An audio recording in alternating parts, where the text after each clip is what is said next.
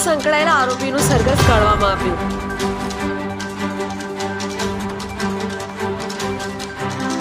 ચોક બજાર ક્રાઇમ બ્રાન્ચથી લઈને ભાગળ સુધી અને ભાગળથી ચોક બજાર સુધી આરોપીની સરઘસ કાઢવામાં આવી।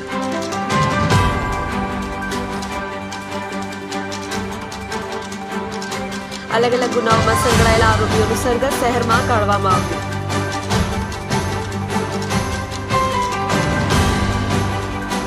પોલીસે શહેરીજનોને કાયદો અને વ્યવસ્થાની સ્થિતિ અકબંધ હોવાનો સંદેશો પહોંચાડી લોકોનો ભય દૂર કર્યો।